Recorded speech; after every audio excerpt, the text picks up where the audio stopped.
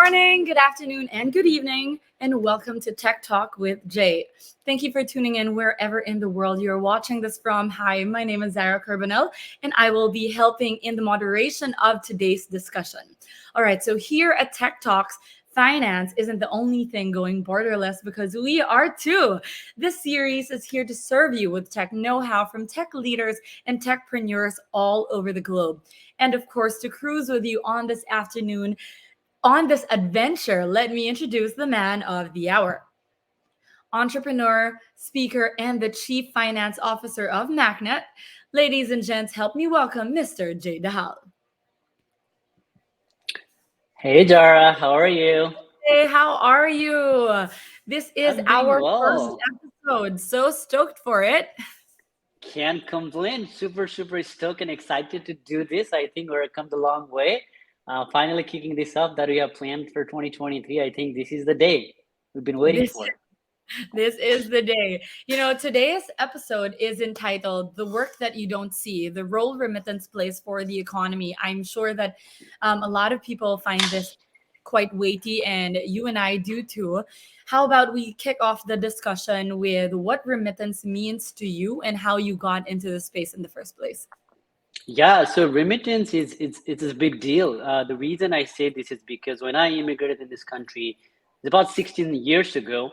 I came to this country with about a couple $100 in my pocket. My family means to me a lot, and the only reason that my family survives is I send money every single month to pay the bills, to pay the loans that I got that Mhm. got me through the college in the United States, and the nations like Nepal where 22 to 25% of the whole GDP is remittance. So you can think about what remittance mean for that country, like at least for some low income, middle income, and then the developing and underdeveloped countries, remittance is a lifeline. People can't live without. They need to pay their hospital bills, medical bills, food bills, and everything. So it means a lot to me. Fast forward my career from being an accountant, tax advisors and whatnot, I got into remittance, probably by an accident. Some fellows were kind of, talk me through that why this is so important in the space they're building. I got into in 2018-19 where, I had a first-hand experience building a brick and mortar remittance business myself. So, that's like a key start of my career in 2018. And ever since, and I just love building this because it's not just about me. It's actually more than me, the impact that we've been building in the US and the other diaspora population who's been able to, send money back home through various different platforms that we enable. So, it's great. And I love building this company every single day. And I think it has very importance and near and dear to me for the companies that we enable because the impact is huge. So there you go. Yeah, and I was just sharing with a few colleagues earlier this week that the more I learn about remittance and borderless finance, the more I'm seeing how relevant it truly is, especially here in the Philippines, and seeing firsthand how people legit wait outside a kiosk in line under the sun for hours just to be able to collect the money that their family members abroad had sent over. And then I realized how important it is to have solutions that empower us to cut that time, cut that cost, and actually be able to be more productive, which also brings us to the discussion that we have today. I'm sure that a bunch of us are really keen already on just jumping into that conversation. So, without further ado, Jay, let us introduce our speaker, our guest for today. So our special guest is a huge geek at heart. She's half Filipina. I might just add, we are very proud of it. And she speaks 4 languages. Everyone, please welcome the founder and CEO of TANG App, Miss Rebecca Kersch. Hey, Rebecca. Hi, I think Rebecca. you are on mute. Oh, no, sorry about that. Thank you so much for having me. It's great to be here. Hi, Rebecca. How are you? How I'm are doing you? great. Greetings from New York.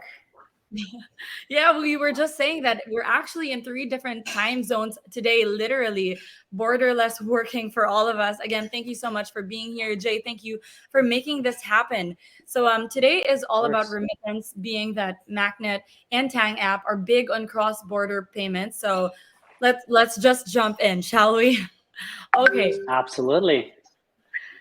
So, to begin with, I do want to ask, what do you think remittance, what role does remittance play in every country? And I guess let's just paint that picture. Why should people even care about being better and doing better in this industry? Perhaps we can start with you, Rebecca.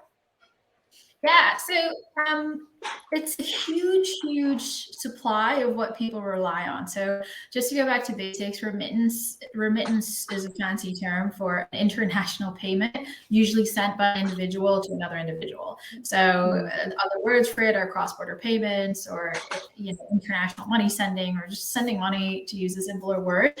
And globally, the remittance market is close to 600 billion that is sent every single year, 600 billion US dollars that's sent internationally between people. And to give a little bit more context, so that's around the world. That's great, sounds like a big number, but to a lot of people, it can be a little bit hard to comprehend. So the Philippines had money incoming from over 10 million Filipinos who live abroad. The Philippines itself has a population of over 111 million people. So, and last year, up to 40 billion are the recent estimations on 2022 that was sent into the Philippines. That's actually 10% of the country's GDP. So a huge part of the economy, and if you think about it, 10 billion, or $40 billion by 10 million people, or more than that, there's a whole bunch of people that rely on that. So there's tens of millions of people who rely on that money. But to translate it into, from a country perspective, even the Philippines as a country is aware that it's a huge vital element of their economy, right? So that's sort of from the economic perspective. But I think from the human perspective, migrant workers, there's tens of millions of people in the world, and they are the largest group of people who remit money to another person. And they make a lot of sacrifices to leave the countries they are in order to find better opportunities, better wages, to support their loved ones back home. And a lot of times, these are stories we see a lot, for instance, in the Philippines, where people leave their children with a sister or a brother to be raised by them, or with their parents, so to be raised by grandparents, and they'll go away for 9 months, 20 months, like long periods at a time, sometimes years before being able to afford a ticket to fly back home to see them again. So the sacrifice is also made by people supporting these economies, right? Like supporting, a big part of, for instance, the Philippine country where the money goes back to, is very real, and it's very,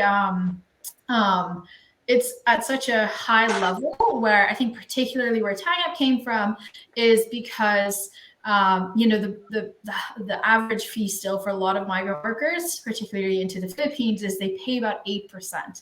So remittances is one thing, and then there's companies that also make a lot of money on this money being moved, and that 8%, to put it in context, is about 1/12. So that means that a migrant worker living and working abroad, with that 8%, if they send home almost everything they earn that year, which they often do, they're working one whole month just to cover those fees. So it's why, to me, remittances personally is very important, but also on a global scale, it's kind of undeniably, it's a massive cog that keeps the world running. And I think that's something people aren't always aware of. Right. And I mean, just to kind of chime in on that, especially in the pandemic, I think we've all felt that firsthand. A lot of people, especially, relied on these remittances to survive, literally, because nothing was open. There were a lot of people who got fired from their jobs. And I think that plays a major factor. On this, Jay, I do want to hear your thoughts on how then, from your perspective, remittance plays a huge role in different countries as well. Yeah, no, I think what Rebecca said is so true and so dear to me, because, I was just thinking about what Rebecca just said about you actually work 1 month just to pay the fees, right? And then these families goes out of the world to make money. So, because, I met few couples in cruise ship back in 2018 when everything was, pre-COVID. And then they actually go out and then work for like year. Can you believe that you let your, kids to your families and then go out and work and send every single dollar amount that they make, and then to sustain those family? In fact, that many families, this is basic, just like covering their basic expenses like food, housing, healthcare, educations, and things of that nature, right? It actually really stimulate jobs and economic growth on those countries, like low middle class, even underdeveloped countries, where this is the basically just the one lifeline for them. And then sending money has become so expensive, and I'm so glad that Rebecca is doing through TANG app, and then keeping that 3% World Bank sustainable fee rate, where all these big incumbents, they're charging exorbitant fees. I mean, 8%, I feel like that's even minimum, because I've heard companies charging 15%, 20% fees. There are fees in every single way, like processing, sending and receiving and FX and whatnot. So the reason I care more about this, and I'm on the infrastructure space, really enabling companies to build remittance.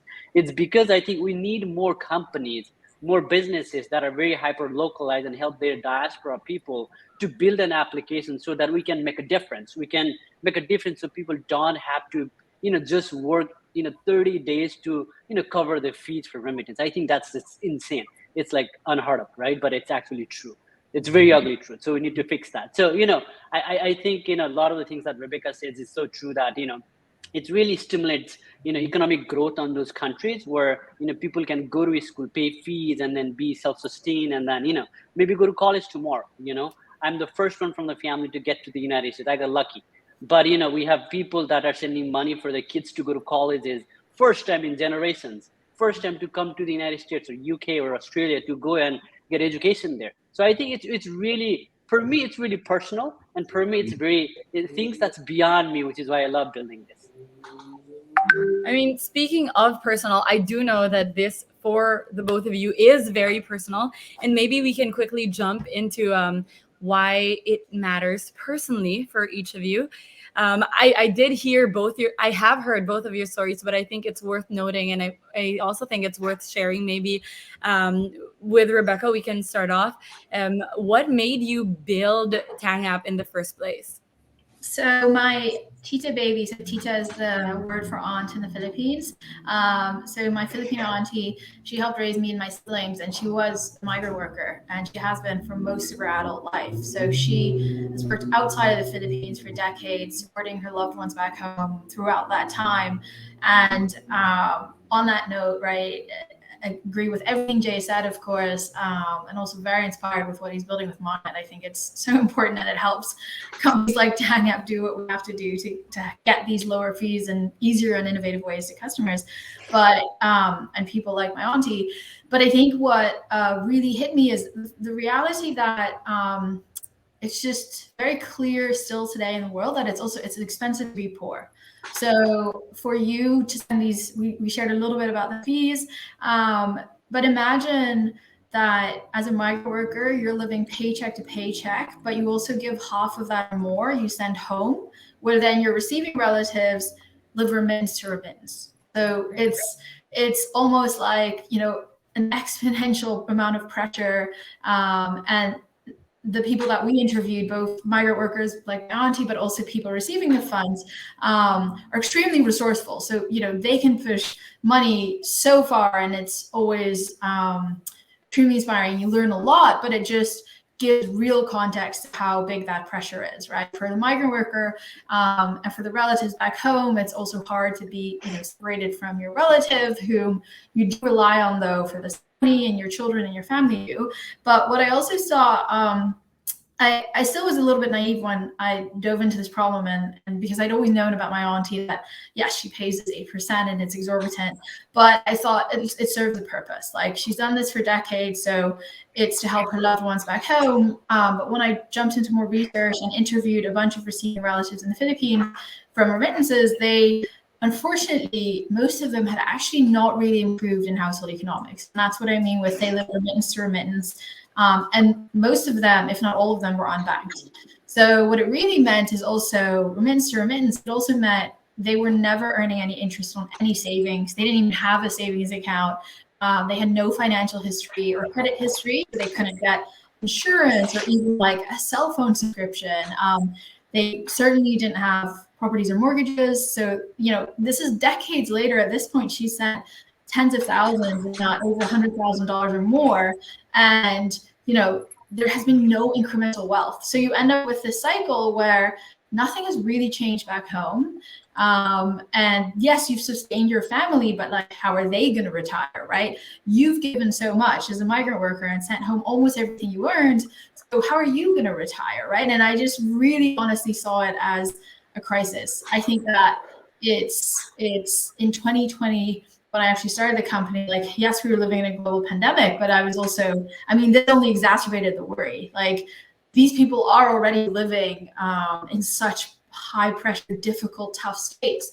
Like, what's going to happen now? So for me, it started with a personal story of my auntie and having seen that my whole life. But then as I dove more and more into the problem, I realized the system's not just broken for people like her. Nothing actually improves or changes necessarily for the receiving relatives. And so that's really what inspired me to build TANG myself, because I wasn't seeing the right innovative solutions to help solve that problem. Right. Wow. No, I was just trying to imagine, after decades of sending money monthly, and still when you get home, when you do finally save enough to fly home, you come home to the same thing, same as you've left it decades ago when you had left. Whoa. I can only imagine how much like that could have grown had there been, more solutions earlier on. And I can only imagine too how tough that must be for families, especially in like families in countries like the Philippines, where they, like you said, rely only on remittance to kind of sustain themselves. And as I mentioned earlier, I have also, I'm sure you have too, Rebecca and Jay and Nepal, have seen it firsthand, people lining up under the sun outside a kiosk waiting for their turn. And you think that the people sending the money are the only ones paying a fee, but also to receive it, they get a certain percentage off of whatever value has been sent. Not to mention the discrepancy in FX also when they send it. So that's a huge chunk of money. So I'm curious, what trends have you been seeing in the last few years that has made a difference, or whatever changes has been happening? Hopefully positive changes. Maybe let's start off with you, Jay. Yeah, I just wanted to chime in what Rebecca says. Since I'm on the B2B sides, we get a lot of interesting stories like what Rebecca says that resonate. I just thought it would be great to share. There are people, because we also enable companies to remittance in African nations where, people send money every single month for college tuition, but the money doesn't really go to college.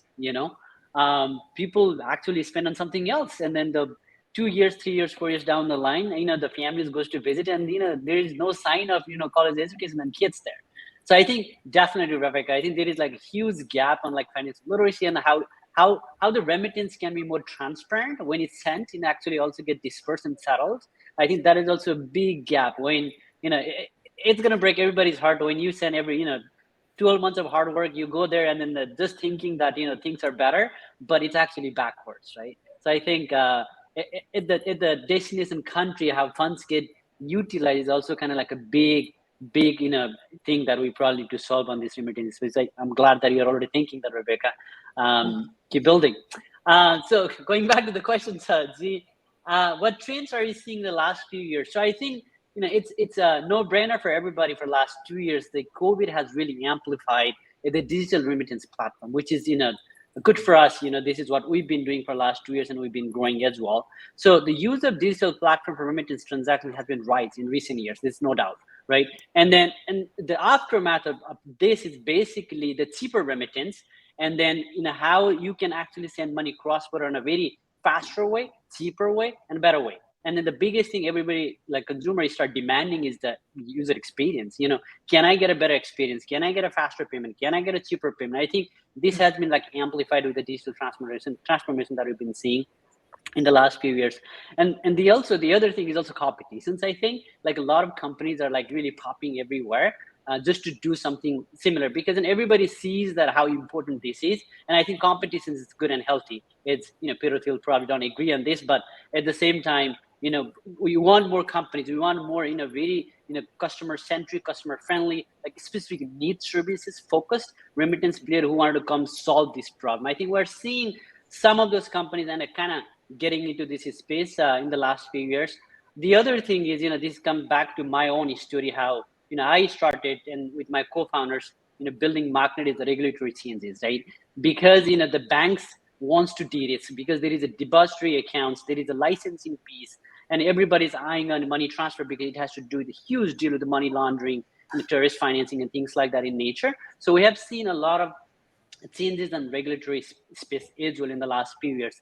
But I think the most important thing, just look at the positive side, is just the customer experience in general. I think, everybody started thinking about, like, I'm sure that Rebecca is thinking every single day, how can I give a better experience to our customers so that they don't go to Western Union or MoneyGram or anything like that, so we can, keep them here and, keep any stickiness so that they continue to increase volume on the platform. So, just to recap, it's like, digital transformations, more of regulatory changes, and everybody start thinking more on a customer experience. I think it's probably the major trend that I'm seeing in market in general. So,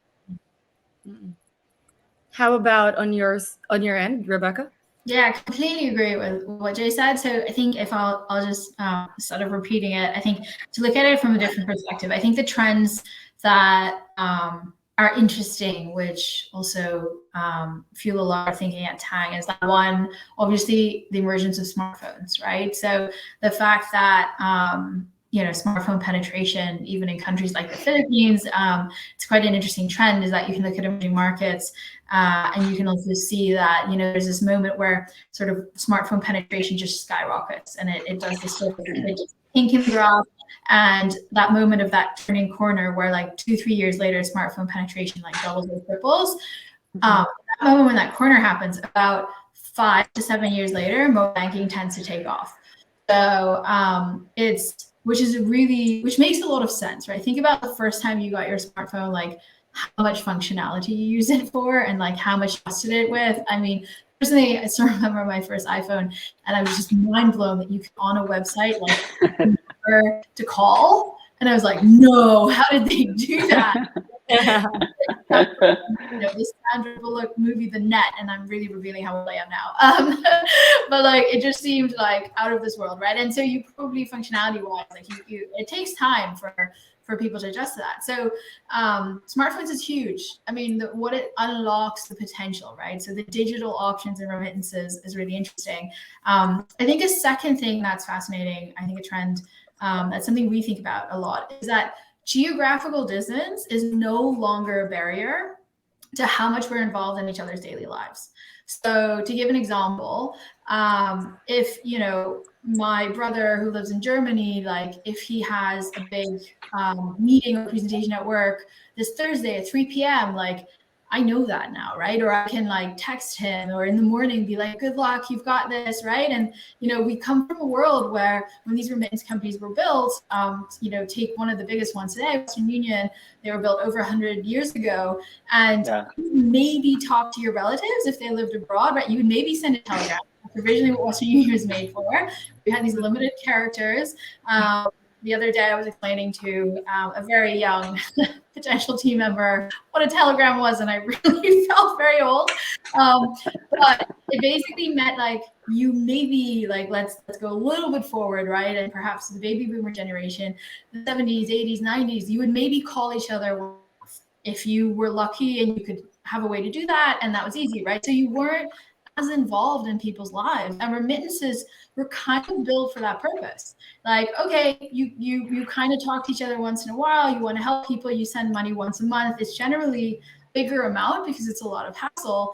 And that's not how the world works anymore. Like, that your cousin is going to treat her to like a pizza lunch this Thursday, or that your mom has a big doctor's appointment on Monday morning, and like you can talk to her up until the appointment, and even after you can also video call in or FaceTime in, right? And this is no longer sort of that distance element. So I think those two trends, smartphones and sort of the proximity, the distance not being an issue anymore, we're being very evolved. And then the third thing I'd say is despite those changes in the world, I don't think there's enough innovation happening in the remittance space yet. So, and that's exactly what TANG App tries to solve, right? We're building the real international peer-to-peer mobile payment app, where the idea is that, especially catering to this stuff, right? Like being able to use smartphones, but also the fact that if you want to send $20 for your godson, who's your nephew, like his pizza party on Saturday, because he got an A on his last quiz or something at school, like that you can send $20, and it's not a cumbersome process where, know that I sent $1,000 3 weeks ago, like that's just what I do. That's just not how people live anymore today. So I think that to me, what's really interesting is like looking more at trends and how the world has shifted and how our behavior has shifted and how the pandemic has made us look at things different. And then making sure you build for what people need today, not what they needed 50 years ago, and make it slightly better in digital, which you see a lot happening. And it's still important that there are those options and better solutions, but I think we can do better. I think we can all do better. Yeah, those are very great points and very interesting. I think also, at least in countries like the Philippines, and I'm sure a lot of other countries around the world, since the receiving members are now coming from a younger generation, they're more comfortable actually, and they prefer digital solutions. So when you see the lines now in kiosks, right, in the brick and mortar remittance centers, they're more mature generations. They're more mature generations, but people under the millennials or the Gen Zs, everyone's literally just send it to me through my phone. Everyone has a smartphone. You're super right. And for as long as the user interface is something that they feel they're familiar with or is similar to something that they already know, they are like 90% already into that versus going the old school route, right? So speaking of that industry, Rebecca, I do understand that TANG focuses on sending money between the US and the Philippines for now. Is that correct? Yeah. Okay. There's one more thing, Jara. I think I'll do a seamless plug for Rebecca. Oh, go. I think you have there is a request to send features on TANG App. I actually downloaded it and tried it too. So the millennials that you're talking about, so I think they can actually request a payment from Philippines to US. So we don't, like, whoever wants to send money, you can just click the button and send. So that's actually a great way to do a customer acquisition. I just thought Can you add a note to that? For my birthday. Yeah, so you can type in or be like, I got an A on my last test. I think I deserve pizza tomorrow. And we've actually seen those notes come by, which is kind of it's quite fun to see. It's great. It's like it's exactly the use case we're trying to build for, right? Where interestingly, it teaches also more budgeting and financial literacy than we expected, right?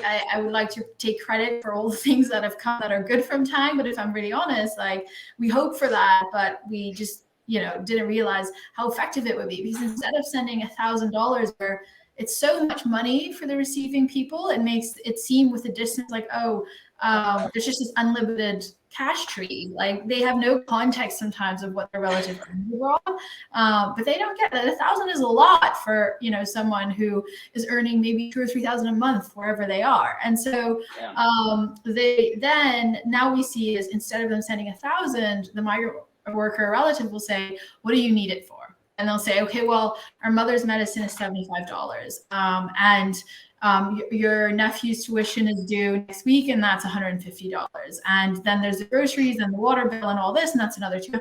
And then the migrant will say, okay, I'll send you our mother's medicine today, $75. I'll add in 10 for the transport. You'll have that now. I'll send you $150 next week, like the day before you have to pay tuition. And that, interestingly, that control also shows the budget, like teaches the receivers to budget, also can be positively enforced, where then we see like, indeed we'll see requests where it's like, took our mother to hospital, got her medicine, but also we went for lunch, like, hope that's okay. And then there's like a request for 10 more bucks. But like that teaches them like this seems fair to ask, instead of 2 weeks later, like, oh, I need another $1,000. Maybe Rebecca, we probably wanted to also build, just saying, a receipt to attach and with the accounting control in place, so that the fund doesn't get misused. You know what I mean? Yeah, it becomes a little bit too controlling maybe when we do stuff like that. But let's have a photo for proof. Yeah, I'm getting a, give me $10. How can you say no to that, right? So I think that's awesome. Yeah. Yeah. And I mean, the great thing with Tang also is that the fees don't skyrocket depending on the amount that you're sending. And you can I love send, that. I mean, like $10, or you can send 500, and they're both comfortable. They both happen within 5 seconds or less, Mhm. which is pretty cool. So yeah, I mean, just jumping back to the question, we are curious. Um, does Tang have, like, is it going to start penetrating other countries as well? How does scaling look like for you? Definitely. So obviously being part Filipina, that was naturally the first market we were going to go for. It's where my interest and, you know, my soul and my heart also lies. And it's, you know, and we always say, like, we want to help improve the lives of migrant workers and the unbanked globally, but we're starting with the Philippines. And very key, we're starting. I think for us, this problem is much, you know, with J building solutions like Machnet shows how big it is globally. And it's just a starting point. So definitely planning to expand. We're looking at entering other countries in the next couple of years where we're still going to focus on the Filipino community. But eventually being in the US, having a license there, it also allows us to look into, you know, there's a whole bunch of other migrant populations that also send money home to then receiving unbanked relatives. It's a very similar formula to what we're seeing, you know, with the migrant workers from the Philippines sending money home to the unbanked. So absolutely, we're just getting started. We have a lot to look forward to then. Okay, so our next question is for the both of you. So I'm realizing that both Machnet and Tang App is working on cross-border payments to and from the US.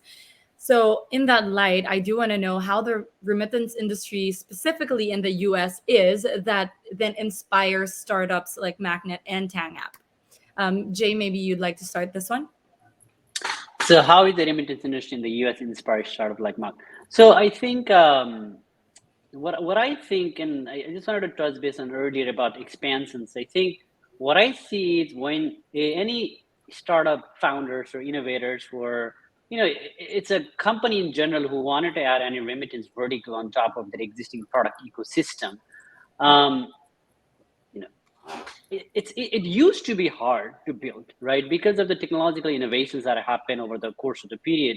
Now it's not that hard. I mean, I think Rebecca just gave an example of how mobile penetration has increased the, you know, adoptions of remittance and how easy to track and stuff like that, right? So I think 100 years old company like Western Union was kind of like predominantly capturing 100% of the market doing remittance. Now if you can see that a lot of the companies, even like probably Machnet too, we're kind of like, you know, carving out some piece of it, and maybe Tang App is doing the same thing, piece of it, right?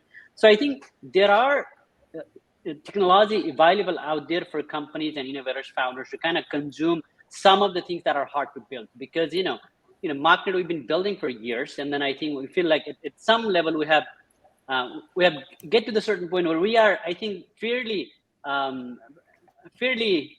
good at enabling companies, right? So meaning nobody has to go out and start doing the same thing what Machnet did 4 years ago. They can come build and make us a launch pad so that they can start remittance services from US to Nepal or India or African nations and whatnot, right? So what that means is, we can inspire other companies to kind of, test the market, come build with us, and then see where it lands. If you get enough traction, if you have a product market fit, you can go get your own license, all 50 states. That takes time. There are a lot of regulatory stuff that you have to go through. But I feel like there's a lot of inspiration that our founders and innovators can get from what we did in the past, of like all the midnight worlds for over the years that we have done here. So I mean, I think that there are a lot of things to be built on top of what Machnet has built so far today. Right, right. I mean, I do have a follow-up question on that later, but I think for now, let's hop over to Rebecca's side and see what inspired the US to the Philippines cross-border relation. Yeah, so most of my family from the Philippines have also migrated to the US. So, and I think interestingly, right, it's funny to see, you're talking about Jay about this, because we're also both immigrants in the US, and I mean, it is a country built on immigrants and by immigrants in the most recent times. I think most countries on this planet are actually coming at one stage in this history. Yeah. But America and US is just such a, right, that is such a specific place where it's in more recent history where we can really trace the ancestry of so many immigrants here. And it really is this beautiful quilt of diversity. But so that means for me, there's a big personal connection with the US. I did go to grad school as well at Harvard, so that really solidified also my ties to the US, and not just as a Filipino with relatives here, but also as, feeling very connected to the US and that fiber of the diversity that makes up this country. But on top of that, also looking at where to start for TANG with the Filipino community abroad. And in the US, there's over 4 million Filipino Americans. And so it just seemed like with the connection for me and my personal connections coming out of grad school where I actually started TANG, it made a lot of sense to start here. I also think that on a lot of fronts, to Jay's point, at the end of it, the reality is also you are building something completely new, that and innovative, and I am a first-time founder, so it also is a place where when you succeed with your company or the business you're building, America gives you a huge stamp of credibility, right? To go to other places, like I said, we are definitely going to expand. It does also mean sometimes it's also in a way a bit of a baptism of fire. There are maybe easier markets for us to start in, for both regulatory wise, infrastructure wise. There are already fantastic digital payment rails and digital banking systems that you just plugged into and made it easier on ourselves and our product and engineering teams. But I think that just shows that, if you can really succeed here and tap into the migrant communities that you need to, even though the country's so vast and big, Right. it also just gives you the branding that, where, okay, great, you're really onto something now because you've made it work here, and then look at expanding with also having all the access you do with the startup in the US. Okay. Well, on that front, then it is perfectly built. I think the way that it's set up, especially that a lot, like you said, a lot of Filipino migrants there in the U.S., but also a lot of people here in the Philippines have relatives there. So it's a great starting point. As for Jay, I think the whole system itself and the culture there, it's more prepped already for the kind of technology that you're serving. Which then leads me to my next question. Earlier, you said that to build remittance solutions, you don't have to be strictly in finance anymore, which is one of the most interesting parts of Machnet, in my opinion, is how you are able to integrate any business that is on digital, that you're able to add a remittance vertical to that. Which businesses, in your opinion, can do well by adding a remittance vertical? Yeah, so maybe a quick spiel on, when you build a house, there is a foundations that you have to build in, and Machnet's foundation is how do you get a regulatory coverage, right? How do you process the payment so individuals don't need to worry about, deposit monies and whatnot. And then the biggest thing is compliance, and then KYC, fraud, and how do you mitigate all of those stuff. And then the last one, since we're in cross-border, it's the paying out the transaction. So these 4 foundations that we have built, it's kind of it's a house. Now we have this, the pillars are built, and then now, you have a beam and everything is done. Now all the other companies can come and build different types of houses on top of this, which is why I think we love what we do here at Machnet. And then what type of companies that is going to really, the questions around how can they actually scale building this type of remittance vertical with companies like TANG App, right? I think the one that has a very, very needs and specific use case, because the company is already focused. I think that's where it makes it really, really versatile for the companies to scale. And then, because, for example, Rebecca, sorry, we keep talking about you here, obviously, but, here's the Filipino community, and the problems, you're from back home, and then you know how to tap in, and the sentiments, how do I really acquire those customers, and then bring your CAC down to near possible to be zero, right? From various different aspects. I think those companies who can bring their CAC down to zero or close to zero, I think they're going to succeed much more faster than anybody else. Otherwise, you'll be spending a huge chunk of money on marketing spend. The other thing that we also see is, and then the one way to do CAC down to close to zero is basically, how do we kind of, build this buzzword like network effect?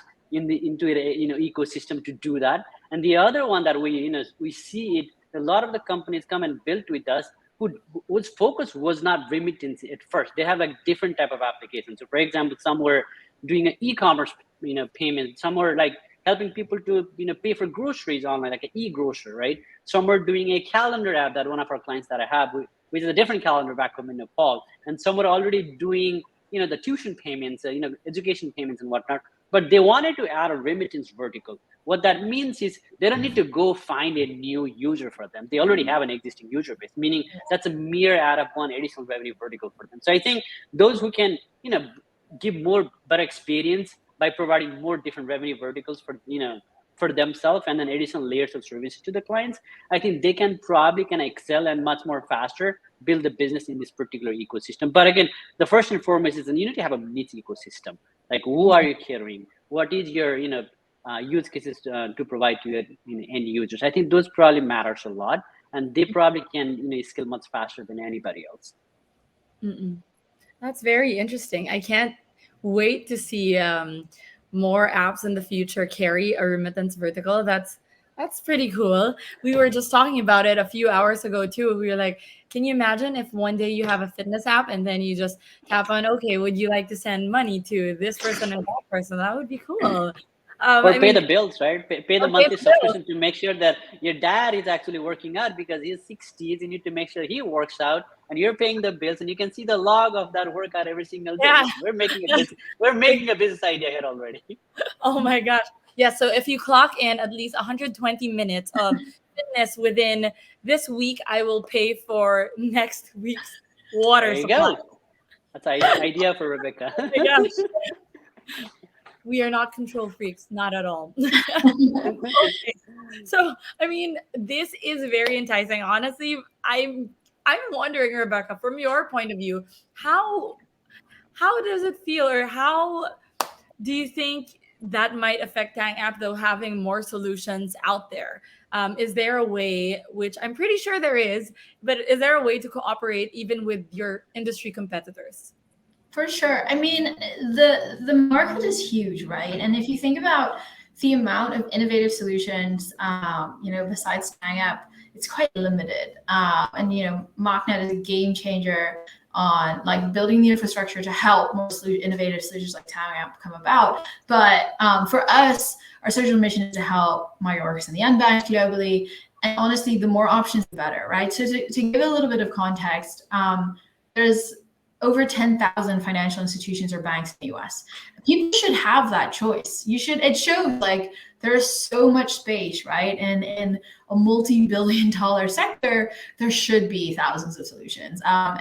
And that sounds like, well, thousands does sound like a lot. Is that comparable to like, banks being offered? Like if we just walk through just the 40 billion to the Philippines, right? The US dollars that are sent to the Philippines every year. If TANG were to not do anything else and we don't focus on building any other products or features, and we only capture 5% of that, that's 2 billion in volume. We charge 3% per remittance, whether you send, $10 or $100 or 500, like it's always 3%. So 3% on that is 60 million. Now that already puts us as a company on the path to be worth and have a valuation over $1 billion. It just gives you the context. And obviously I didn't really set out to build TANG App in the hope I would only get 5%, because the more we get, the more we can help, right? So it's not like I said, oh, it would just be cool if we helped, a few thousand people and then could call it a day. Like, no, this is very much scalable because the impact can also be huge. And I think that can help other people. So I think the more the better, and there's space for a lot of options. And to be honest, people deserve these options. So if anything, it just keeps us innovating. It keeps Jay and I innovating and making sure we're talking constantly to our customers. But it also, I think, teaches the sector like confidence in your innovation, right? I mean, when in a completely different sector, think about the amount of hotels out there, like there's still new hotels popping up all the time. There's still new banks popping up all the time in the US, right? That's right. Because you think about, there's still a gap, and you have to also believe in that. Like there is a customer segment that wants specifically this in my hotel, or that wants specifically this in my bank. And so I actually think in that sense that the remittances and payment space is still relatively young, especially on the digital front. And so I welcome other options and solutions. I think people deserve it. I also, I don't mind a bit of competition. I'm also very competitive. So it's one of my, hey, competition is healthy, right? Yeah, but Zara will know all about that. I think she's probably one of the only people I wouldn't want to go up against. But yes, I mean, more choice, your money, your choice. And also, right. it just spices it up for everyone. That's exciting. So, okay, so the last 40 minutes, 41 minutes, wow, time flies.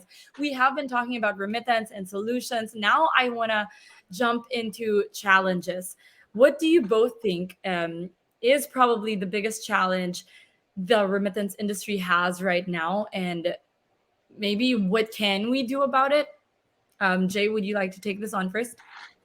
Yeah, absolutely. So thanks. I think the biggest challenge that I see in being in a bit of an infrastructure space is the regulatory hurdle, I think. Because when it comes to, and it's always top of my mind, sorry, Rebecca, but I think what we need to make sure when building Machnet is can we build redundancy on the regulatory space where we get ding at some point, right? Not because that we're doing like phenomenally well, but at the same time, who knows, right? Tomorrow regulators gonna come like, hey, you can't do this. So I think this is always on top of my head, and I think this is probably one of the biggest challenges. So getting your own licenses in all 50 states, having a multiple bank accounts to make sure that multiple companies that are enabled today has a depository access. Finding a multiple payment processor and payout processor so that our client is still afloat, because tomorrow if I'm down, I'm talking about we're taking everybody down with us, right? And that's not a good feeling. I probably never want to have that and lose my sleep over, right? So I think the biggest hurdle is the regulatory that we still think that it's there. But as you can see, like in the last couple of years, there is a huge economic downturn. I think that's also the biggest impact today. The migrant, the remittance volume definitely has sliced a little bit, but I think that's probably just a temporary. It will probably continue to increase. That's the other thing that I can see is the biggest challenge. And people need to, and in certain countries, like for example, Nepal, I was looking at the FX rate in 2018-19 was about 1 to 100, and now it's like 1 to 30. Because these currency fluctuations, it's also a biggest challenge in remittance industry, I think, because that kind of skewed how much volume of remittance goes to any other countries. And if you look at from the holistic or from the 30,000 feet. So there's just a few bullet points that I think, but on top of my head, I think it's always the biggest when building on the B2B. It's just what Rebecca has to say. Yeah, I think that I completely agree on the regulations. Just to like rewind a little bit on it, because I think a lot of people don't always realize it. It's something that is on top of mind for any fintech person, any fintech business person or finance person. It's something you're so aware of. But it comes from a good place, right? Obviously, you didn't want anyone to wake up and say, "Hey, I'm a bank. Give me your money," and they're allowed to say that, to say like, "Hey, I'm a secure bank, give me all your money and I promise your deposit is safe. I'm going to trade with that," but it'll always be there to back up whatever you need to use it for. There's a reason for regulation, right? There's a reason that it's evolved in this way. And then international money sending came, and so the regulation has also always in a way followed innovation to that extent, right? Like there's always been, and so on the one hand, I think that that's still a big challenge, is how do you innovate with these policies in place when it's so stringent, and it is very hard for fintech startups to be able to get licenses, to be able to try innovations that have never been seen before, that have never been approached in this way, and try to explain that to the regulator, right? So, but I also think there's a big opportunity for industries to like work together more with regulators. Like you'll see things now in certain countries where they do sandboxes, where they'll, try out, like let people pilot innovations like circumventing regulation and saying like, okay, central bank in this country says we're going to let in 3 to 5 fintechs that are working on this solution. You can launch a pilot. We don't have any regulation set up for it. You don't have the licenses for it, but like that way we can all learn and see what are the risks, what do you have to look out for, right? So there are a lot of central banks and sort of, Fed type agencies and institutions that are working on that. So I think it's a challenge, but I do see the trends moving the right way. And then also I think that we're just going to have to, I mean, we're still a bit far off, but when really crazy things happen, like for instance, when ICOs happened and then regulators were like, what is this? Like there is millions of dollars coming into companies, don't understand anything about this cryptocurrency situation, right? Like I think we just need to track down, like where's the money coming from? How does it really work? How do we regulate it? It's a currency besides our national currency. Like, are we going to devalue our own currency, right?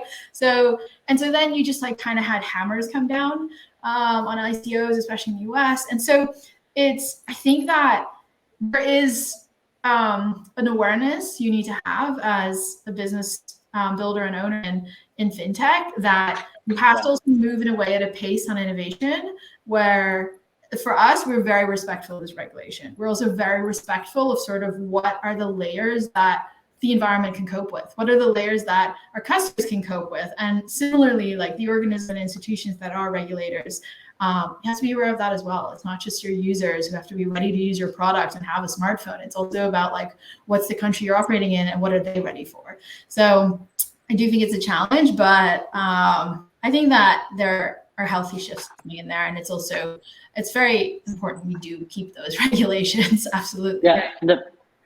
I think the challenges has a lot of opportunity, which is why I think that's what we're doing, right? In our own space. But at the same time, I think a lot of the time when we talk with the regulators, it's more around disclosure, more around transparency to the users, more around, who is the license holder, who is sending the money, who has your money.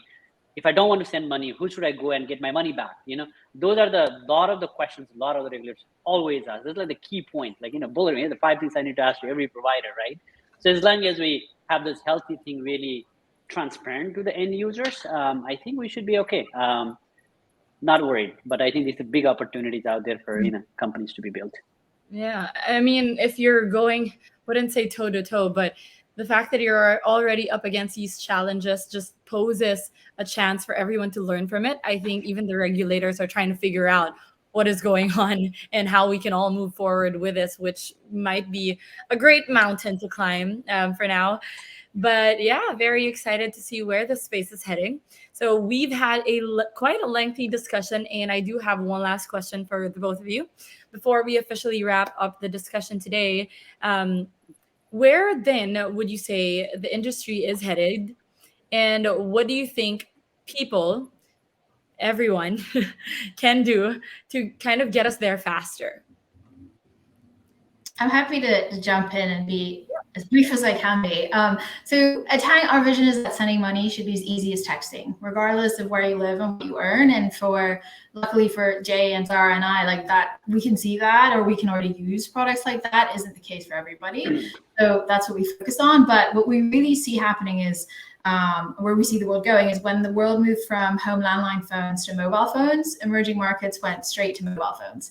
And I think that trend, that metaphor like holds very well as well for banking. I don't think people in emerging markets who don't have a bank account today, I don't think they need like a brick and mortar checking account from a bank. I think they can go straight to digital payments. And so on that front, I think moving towards digital payments, very much understanding what the customer needs and how they use their smartphones and how we can help them on financial literacy is key. And to get there faster, honestly, I think it's also about working together.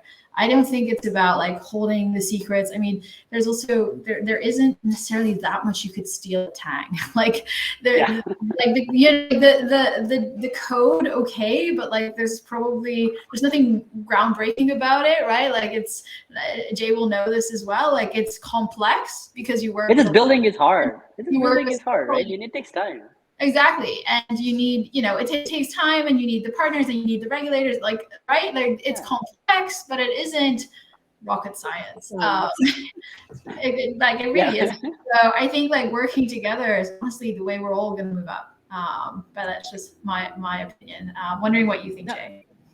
No, I think, and you're absolutely right. I think I think the example is right in front of our eyes, right? If you think about COVID 2020, 2021, 2022, my parents didn't used to know how to use Zoom or whatever. Now everybody knows how to use it because they're forced to like learn this. Every single people back home who was like, I don't want to touch anything. Now, I mean, they're on the mobile phone, they're on Facebook, they're on Instagram, they're on Snapchat. They're on TikTok all day long. Actually, they use more than I do nowadays, So if you can think about it, and people are moving, the technology, the innovations is happening such that, we're headed to the directions already. And then, and I think the way to get there faster, it's already happening whenever we're not even thinking about it, right? Last year, COVID kind of amplified that. So the adoptions of mobile phone penetration has happened. I think it's already happened in the past, like in the last 2 years. So I think it's just a matter of the user to decide, how do we really come and support this ecosystem?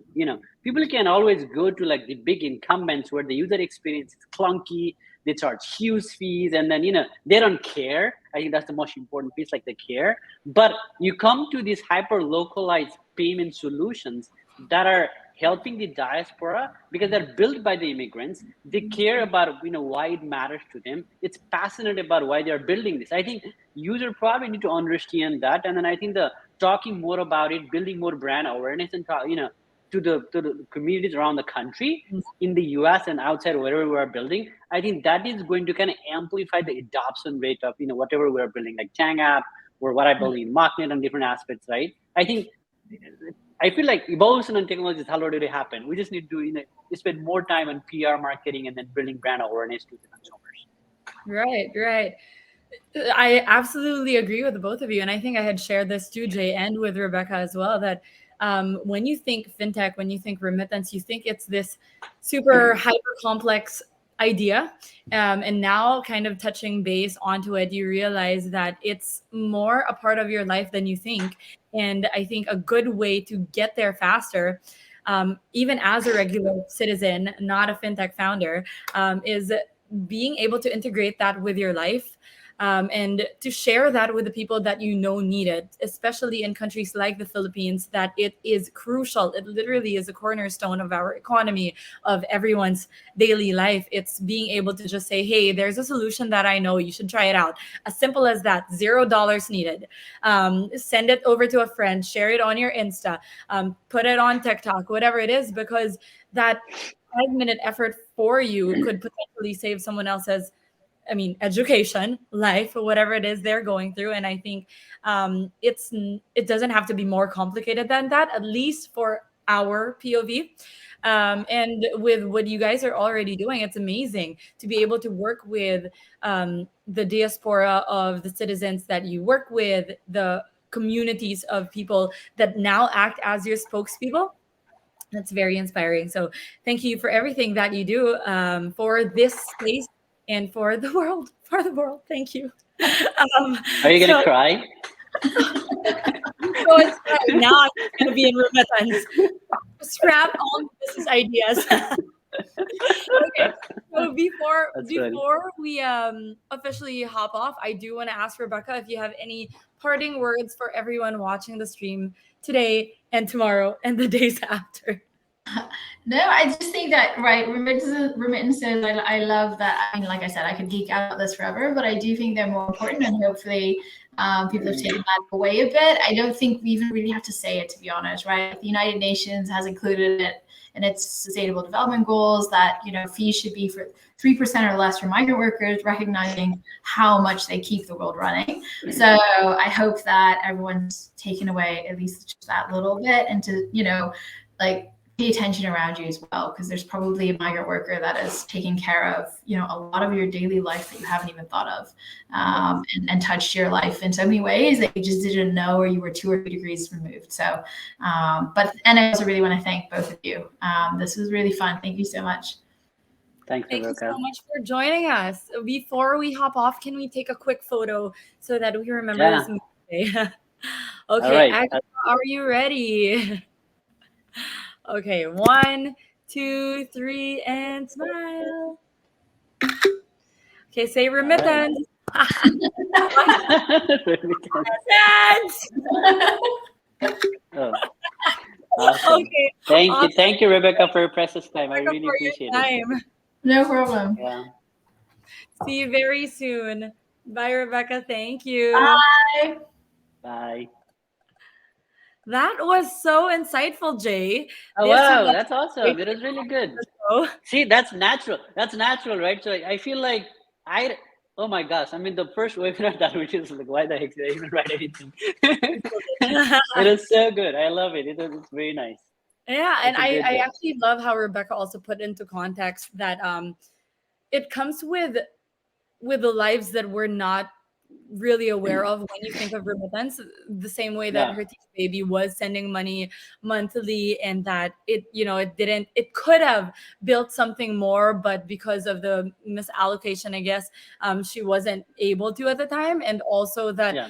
it took one whole month, like one whole month's worth of salary is how much you're actually paying just to send Yeah. money. That is It's a crazy. crazy. It's crazy. It's insane. It's actually even more than that. I think in some countries, Philippines, it's actually, it sucks, but in some countries like in African nations like Gambia, Sierra Leone, and whatnot, it's actually even more expensive because it's hard to send money there.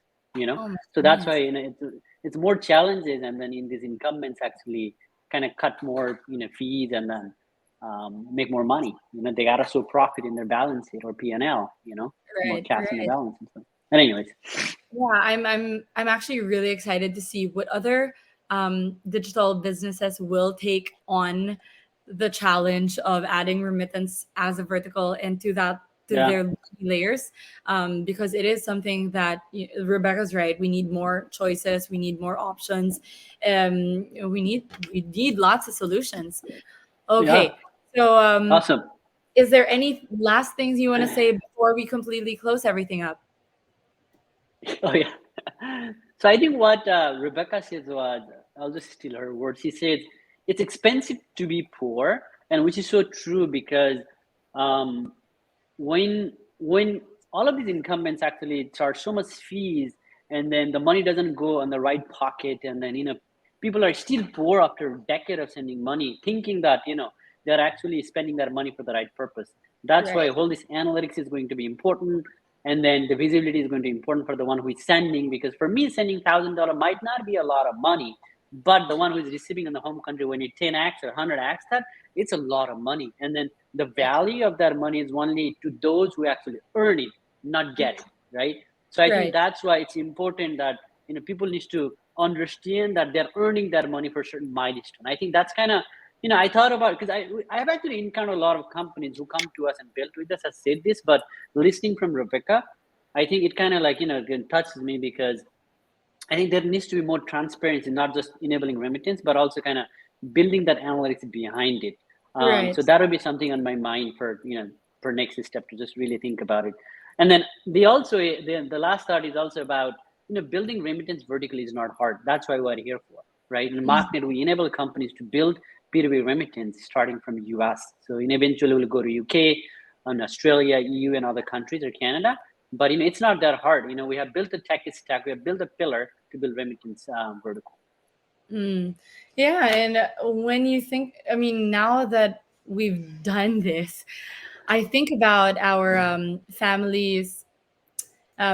Sh she raised us, basically me, my siblings, and everyone, and she sends money every month to her family as well. And now that I think about it, she accounts for every single peso, literally every single Oh, peso. And so I remember there was one time that she had sent money over, and she computed for the exchange rate plus the fees, and it was supposed to cover for her son's tuition. But apparently there was a secondary fee that she did not know of because it exceeded a certain bandwidth, and so they took more percentage from the son receiving it, which then wasn't able to cover her tuition, because you can't go up to a university and say, hey, I only have like 90% of it, can I pay you the rest next month, right? Unless you had said that at the beginning that you're doing a staggered way of payment. And yeah, so what happened was her son wasn't able to take his final exam, because obviously the back and forth of still telling the mom, hey, by the way, it was missing, let's say 5,000 pesos, and so could you send it? But that was happening this afternoon, which was not enough time. yeah. Just saying, like, little things that we think don't matter is actually Actually, it matters. It wildly matters. important to someone. And imagine if you were in the hospital. In countries like the Philippines, you don't get operated until you pay up front. Yeah, So Yeah, how, same thing in Nepal. It's crazy. You have to pay the bills before anything is done, right? India, same thing. yeah, Like the gigantic, probably like half of the population in the world. Maybe just in the Western world where the insurance kicks in, but you know, you have to pay the bills before people actually get cured. right. And if If you're not, people die in the hospital bed. yeah. Huh. And if you're depending on remittance to pay that bill Yeah, and there's a surprise fee at the end, oh my goodness. exactly. Well, things that kind of leave us thinking, hoping to create more and better solutions out there. So again, Yeah, thanks Jay for making all of this happen. And let me quickly pose yeah. a question to everyone who will be watching this.